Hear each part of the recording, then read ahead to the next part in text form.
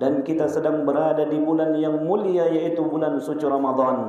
Semoga kita senantiasa bersyukur, dan rasa syukur itu kita buktikan dengan peningkatan iman dan takwa kita kepada Allah Subhanahu wa taala, sesuai dengan tujuan daripada pelaksanaan ibadah puasa Ramadan, la'allakum tattaqun, untuk menjadikan orang-orang yang bertakwa, orang-orang yang benar-benar takut kepada Allah Subhanahu wa taala, orang-orang yang mengerjakan perintah dan meninggalkan segala larangan-larangan Allah Subhanahu wa taala.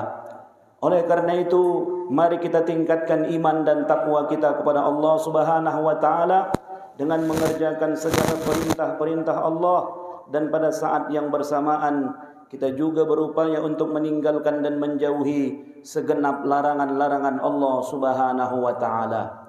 Hadirin jamaah Jumat rahimakumullah.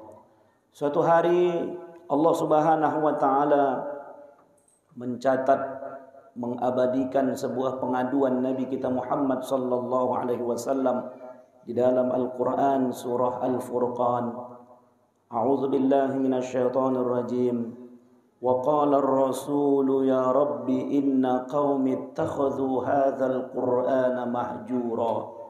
Ya Allah, kata Nabi, sesungguhnya nanti umatku akan menjadikan Al-Qur'an ini menjadi sesuatu yang ditinggalkan, menjadi sesuatu yang tidak dipedulikan, menjadi sesuatu yang tidak lagi dimungkinkan untuk dilaksanakan.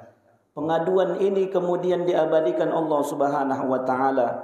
Kemudian para ulama mengomentari dan memahami serta mentafsirkan ayat ini kemudian dengan mengatakan, orang-orang yang dikatakan sebagai orang-orang yang meninggalkan Al-Quran, di antaranya adalah orang-orang yang tidak mau membacanya, orang-orang yang tidak berupaya untuk mempelajarinya, orang-orang yang tidak berupaya untuk melaksanakan dan mengamalkannya, dan yang terlebih adalah orang-orang yang tidak mau menerapkan hukum-hukum yang ada di dalamnya. Oleh karena itu, saudaraku jamaah Jumat yang dirahmati Allah, Ramadan adalah syahrul Quran, bulan di mana Allah Subhanahu wa taala menurunkan Al-Quran. Syahrul Ramadan alladzi unzila fihi Al-Quran hudan lin-nasi wa bayyinatin minal huda wal furqan. Bulan Ramadan adalah bulan di mana Allah Subhanahu wa taala menurunkan kitab suci Al-Quran sebagai pedoman dalam hidup dan kehidupan untuk mengetahui mana yang hak dan yang mana yang batil. Oleh karena itu jamaah yang dirahmati Allah, melalui bulan suci Ramadan ini mari kita upayakan meningkatkan interaksi kita, meningkatkan hubungan kita dengan Allah melalui dengan membaca Al-Quran. Kalau boleh jujur saja kepada diri kita sendiri, terkadang kalau di bulan lain selain daripada bulan suci Ramadan, jarang betul kita membaca Al-Quran, jarang betul kita berinteraksi dengan Al-Quran. Itu pun terkadang waktu wirid Yasin, yang dibaca pun surah Yasin saja, kemudian terkadang datangnya terlambat, duduk lagi di luar wirid Yasin, bukan baca Yasin, berkumpul di luar. Jarang sekali kita membaca Al-Quran. Lebih sering kita mendengar musik, lebih sering lagi kita membaca status-status Facebook orang, story-story WA orang, ketimbang membaca Al-Quranul Karim. Maka oleh karena itu di bulan suci Ramadan ini kesempatan bagi kita.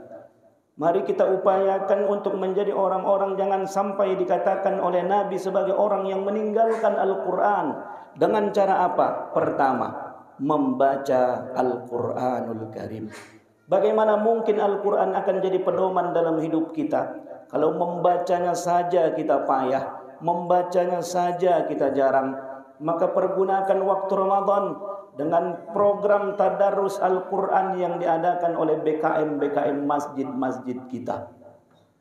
Program tadarus Al-Quran tujuannya tidak lain bukan sekedar mengkhatamkan Al-Quran 1 bulan saja, tapi lebih daripada itu belajar membaca Al-Quran dengan baik dan benar.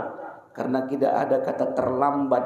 Lebih baik terlambat ketimbang tidak sama sekali, agar kita benar-benar mampu membaca Al-Quran dengan baik dan benar. Yang kedua, mencoba memahami Al-Quran Setelah kita baca, upayakan di rumah kita masing-masing ada Al-Quran terjemah. Baca satu ayat, baca terjemahnya. Kalau ada yang tidak paham, tanyakan.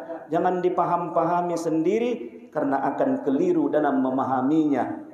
Baca, kemudian pelajari.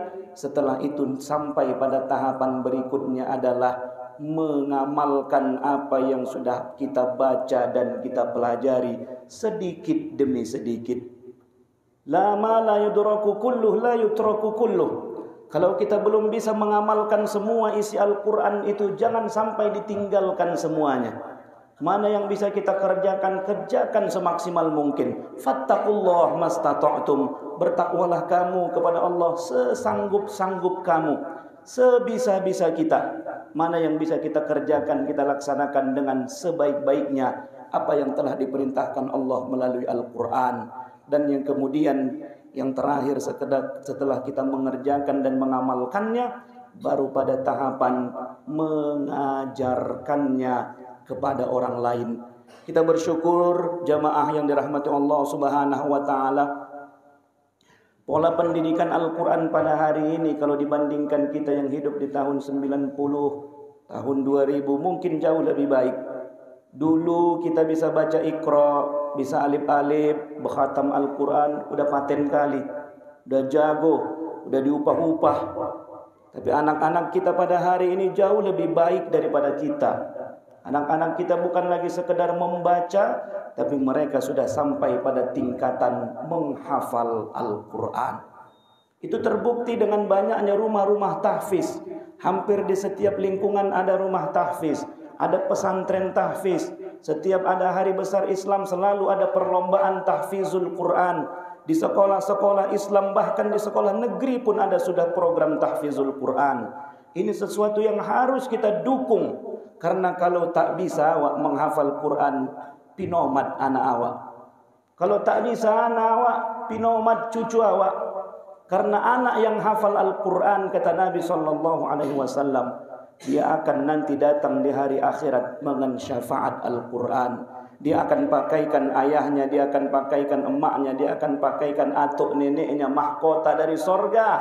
Yang terangnya, kata Nabi, lebih terang dari cahaya matahari. Kemudian anak itu akan memberikan syafaat pertolongan kepada 10 anggota keluarganya yang sudah divonis masuk ke dalam api neraka.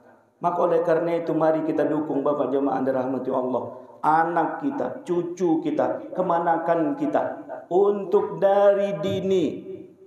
Imam Asy-Syafi'i umur 7 tahun sudah hafal Al-Quran. Ternyata tidak mustahil. Anak-anak Indonesia yang bukan orang Arab, Musa, orang Bangka Belitung, umur 6 tahun hafal 30 juz Al-Quran. Tengok acara televisi kita pada hari ini, acara tahfiz Quran di RCTI. Tengok acara-acara tahfiz Quran yang ada di televisi, malu kita terkadang. Anak-anak kita itu bukan sekedar bisa menyambung ayat, bahkan dia sanggup menyebutkan ayat itu pada posisi kanan atas di halaman berapa, juz keberapa, sanggup mereka menyebutkannya. Ini merupakan sebuah peningkatan yang luar biasa yang harus kita dukung. Silahkan anak kita nanti mau jadi insinyur, mau jadi pejabat, mau jadi polisi, mau jadi dokter, mau jadi apa saja silahkan. Tapi kalau dari kecil dalam hatinya sudah ada nilai-nilai Al-Quran, sudah ada nilai-nilai ketauhidan dan cinta kepada Al-Quran, insya Allah satu saat jadi apapun dia akan menjadi orang yang bermanfaat bagi orang lain. Semoga jamaah yang dirahmati Allah, bulan Ramadan adalah bulan Al-Quranul Karim. Mari kita perbanyak membaca Al-Quran, kita perbanyak interaksi dengan Al-Quran. Kalau bisa 1 hari 1 juz sehingga berkhatam kita di akhir Ramadan. Kalau sibuk kita dengan pekerjaan kita, karena yang namanya ibadah itu bukan sekedar iktikaf di masjid, bukan sekedar berada dalam masjid salat sunnah, mencari nafkah pun merupakan ibadah. Jangan tinggalkan mencari nafkah dengan alasan ibadah-ibadah mahdoh. Tetaplah mencari nafkah, tapi sambil di perjalanan di dalam mobil yang selama ini kita putar musik, ganti dengan murattal Al-Quran. Di kantor kita yang selama ini kita dengar musik, ganti dengan murattal Al-Quran, sehingga kita tak sempat membaca tapi nomad mendengarkan Al-Quran. Karena orang yang membaca dan mendengar Al-Quran sama-sama mendapatkan rahmat dari Allah. Di rumah kita, di televisi ada siaran-siaran Al-Quran. Jangan lagi putar gosip, jangan lagi putar berita yang membuat pening kepala kita. Lebih baik diputar Al-Quran sehingga kita dapat rahmat dan rumah kita juga mendapatkan sinar dari Allah Subhanahu wa ta'ala. Barakallahu li wa lakum fil Qur'anil azim wa nafa'ani wa iyyakum bima fihi minal ayati wadh dzikril hakim. Aqulu qawli hadza wa astaghfirullaha li wa lakum wa lisairil muslimina wal muslimat fastaghfiruhu innahu huwal ghafurur rahim.